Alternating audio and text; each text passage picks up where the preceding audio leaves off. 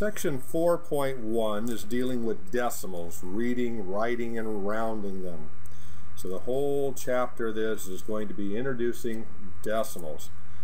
As we talked about before slightly, is the decimal point's going to go between the ones and the tenth spot.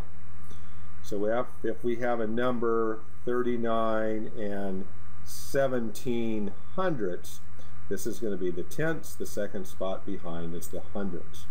So as we go across, we have tenths, hundredths, thousands, 10,000s, 100,000s, and so on. And again, opposite for the whole numbers, then we've got ones, tens, hundreds, thousands. We just don't have any ones. They go right to tenths. So in 10 parts, 10 to a dollar, so 10 dimes. So it's just like our money system, which is also based on our base 10 number system, hundreds, thousands. We can write these as 1 over 10 for 1/10, 100th, 1,000ths, and so on. We can also do as an exponent. We can also write this as 10 to the negative 1, 10 to the negative 2, 10 to the negative 3. And we'll see that in a later section, but since we're here on this chart, I kind of wanted to show it to you.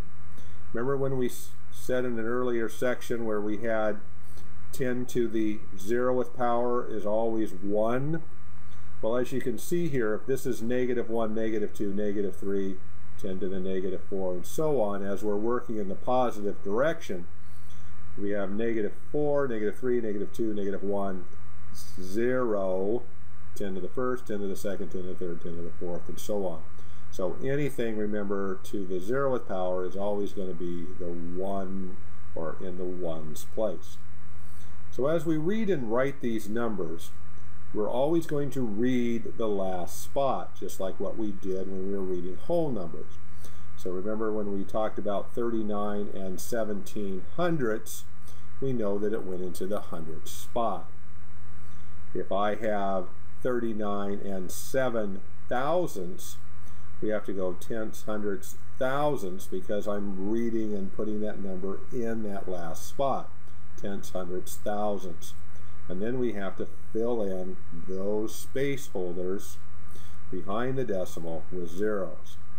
So let's say I had 39 and 17 thousandths. Again, the decimal, tenths, hundredths, thousands, 17 thousandths, and then we fill in that missing spot with a 0. So when we say it, we have to write it accordingly. Let's take a look at some of the exercises on page 283 to emphasize what we're talking about. I'm going to leave our decimal chart up there for your reference. Problem number 1 is 0 and 26 hundredths. Okay, so how did I know that? Well, we have tenth spot, hundredth spot. We read the digits, so 26, and we say the last place value. It's in the hundredth spot, tenths, hundredths behind the decimal. Make it nice and big there. All right, so we're going to read 26 hundredths. Problem number 2, we have 0.82, so as we read that, the last spot here behind the decimal is tenths, hundredths, so it'll be 82 hundredths. Problem number 3, 0.267, so we count over tenths, hundredths, thousands, tenths, hundredths, thousands. So we always read that last spot, so we have 267 thousandths.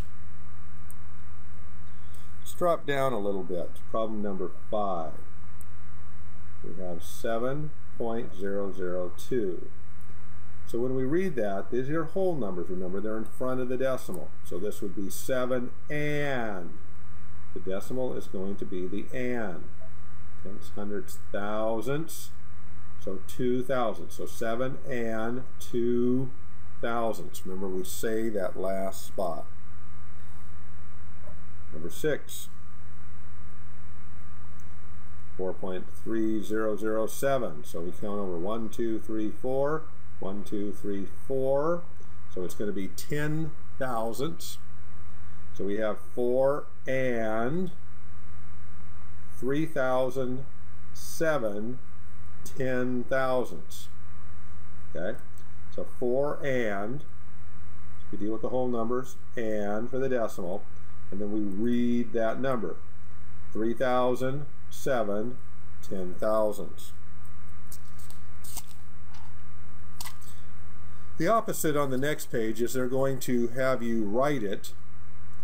So we would have 42 hundredths.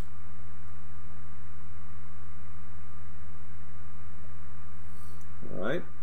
So the decimal, okay, that means they're going to have you put a 0 in front. Doesn't hurt anything. Doesn't have to be there, but it doesn't hurt anything. So we know we have hundreds. So we're going to go 1, 2 spots behind. 42. So the 2 is going to go in that last spot, and the 4 obviously is going to go in front of that. So then we would have 42 hundredths. See how that's working? Skip down to number 15. We have 308 10,000ths.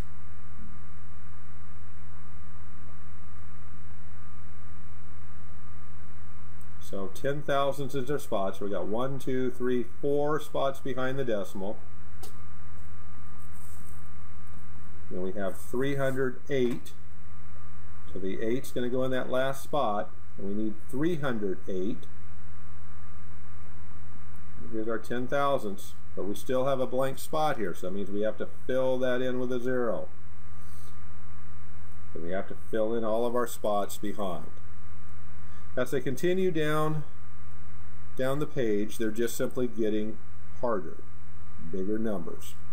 Nothing's going to change in the process.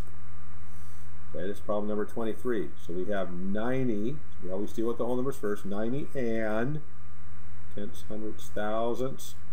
So we would have 90 and, we would write the words in. 3, oops, got to write the words here. 3, what do we decide? Tenths, hundredths, thousandths.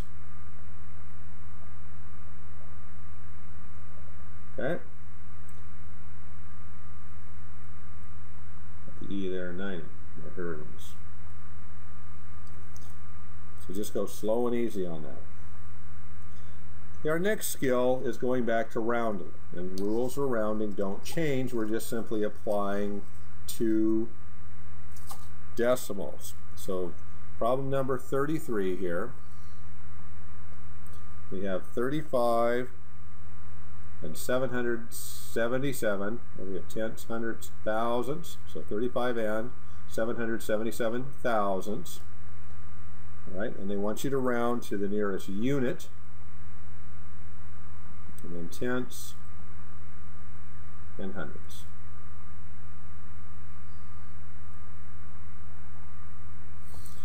Right? So the first off, change colors here a little bit. The unit means whole number.